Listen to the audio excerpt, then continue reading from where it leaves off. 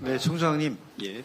그 국정자원 전산 시스템 화재로 대단히 국가 정보 DB 신경망에 우려가 많은데 국세청은 점검을 한번 해보셨습니까? 예, 저희도 이번 기회에 아주 점검하는 소중한 그런 기회가 되었습니다. 실제로 그럼 국세청도 비슷할 거 아닙니까? 이중고조 시스템, 듀얼 시스템으로 돼 있지 않고 예. 단일 시스템으로 돼 있는 상황 아닙니까?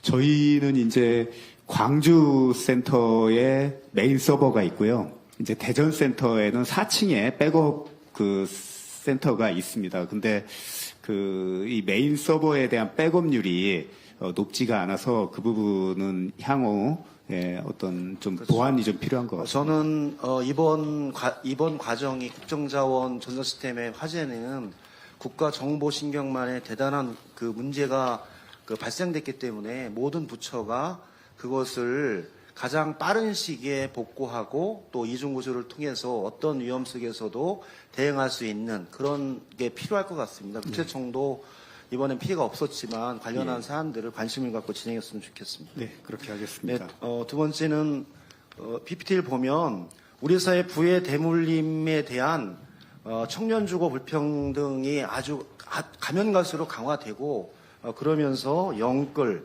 벼락거지, 헬조선 이런 문제가 나타나고 있는데 사실 소득 진위 개수를 보면 시장소득의 진위 개수, 처분 가능 소득의 진위 개수는 그래도 부분적으로 개선되는 형태로 나오고 있습니다. 0.4에서 0.35까지.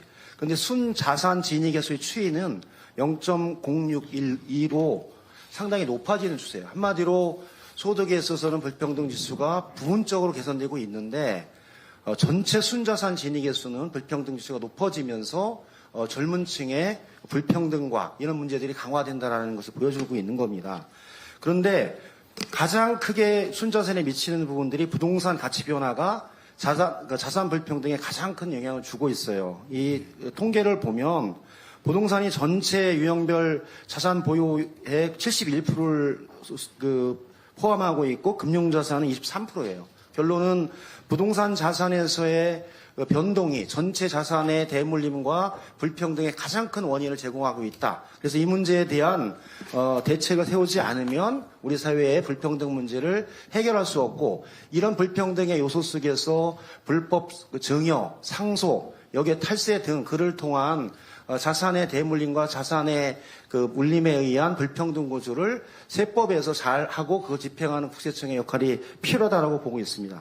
수도권에서 지금 나오는 것처럼 민간 아파트는 평당 4,600만 원, 그다음에 강남인 경우는 평당 8,500만 원, 평당 1억 정도로 가서 실제 근로소득을 통해서 주택을 구입하는 게 현실적으로 어려운 상황이 됐고 사실은 분양가가 20, 30억 되는 집이 나와도 정상적인 직장인들은 정상적인 방법으로 주택을 구입하는 게 물리적으로 불가능한 상황입니다. 그런데 부모 자산을 상속받은 청년층이나 부동산 시장에 특권으로 진입하는 층들은 그로부터 예외가 되는 거고 아까 얘기했듯이 그런 상황들이 나타나면서 강남 상구의 고가 아파트 시장의 개별 청약, 거래, 단위까지 철저히 관리 감독을 해서 이런 부분들이 불법 상속 증여에 의한 부동산의 대물림, 그를 통한 자산의 불평등 구제 심화를 우리 국세청에 좀 살펴보는 게 필요한 거 아닙니까?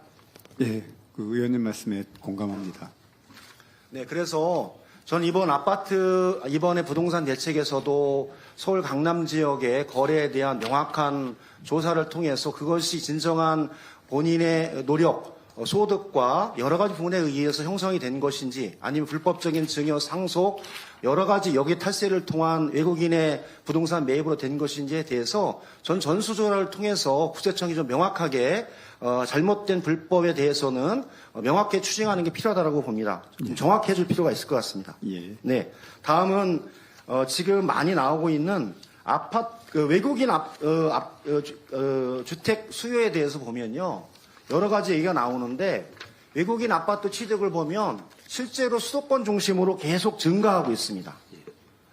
한 2만 2천 채까지 늘어났고요. 외국인의 수도권 아파트 비중이 건수로는 60%, 금액으로는 80% 정도 됩니다. 그리고 대략적으로 서울 취득 중 강남 3구 마용성 비율이 61%입니다. 금액 기준으로. 그리고 실제 거주와 물건지와 거수 불일치 비율이 한마디로 강남 3구는 59%입니다. 그러니까 거주하지 아니하면서 강남 3구와 마용성을 아파트를 구입하는 비중이 저 정도 된다는 겁니다. 그런데 서울 아파트를 보유한 외국인의 순위를 딱 보면 여러 가지 뭐 얘기를 하지만 가장 많은 게 그 국적이 미국인이에요. 미국인이 45%, 중국이 20%, 캐나다가 14%예요. 한마디로 여러 가지 얘기해서 중국의 중국인들이 대한민국 강남의 아파트를 싹쓸이한다라는 거는 사실은 가짜 뉴스입니다. 한마디로 검은머리 외국인들이 가장 많이 강남과 마용성의 아파트를 사고 있다는 거예요. 김병주 MBK 파트너스 회장 같은 분이에요. 본인은 국적은 한국인데 아들, 딸들은 국적이 틀린 거죠. 그런 형태 역외탈세나 여타 부분에 의해서 그런 사람들이 실제로는 강남의 아파트를 구입하는 비중이 상당히 높았어요. 그래서 조사된 것 중에 50% 이상이 60%가 원 국적이 한국입니다. 혹시 확인하셨나요? 네, 지난번 저희가 보도자료에서도 얘기를 했습니다만은 미국 국적이 제일 많고요. 그리고 그 미국 국적이지만은 뭐라고 해야 되나요? 하여튼 국적은 한국이었던 그렇죠. 그러면서 외국인 국내 아파트 세금 회피 유형이 해외 유출 자금 법인세, 주택임대소득 노락, 주택임대소득 노락 소득세, 증여세 탈루 이를 통해서 진행이 되고 있고, 그런데 국세청에 외국인 체납자 관련 자료 요구를 하면 국세청은 외국인에 대한 세무조사 실적은 별도로 관리하지 않는다라는 거거든요. 이거는 내가 보기에는 현재 변화된 상황에 적절하지 않은 것 같다. 이에 대한 국세청의 네. 특히 이제 최근에 국내 우리 내국인들 같은 경우에는 대출 규제나 이런 부분 때문에 이 부동산 취득이 이제 어려운 상황에서 그런 것에 대한 규제를 받지 않는 외국인들의 부동산 취득이 형평성에 어긋나는 거 아니냐는 지적이 있어서 저희도 이 부분을 보고 엄정하게 대응을 하고 있고요.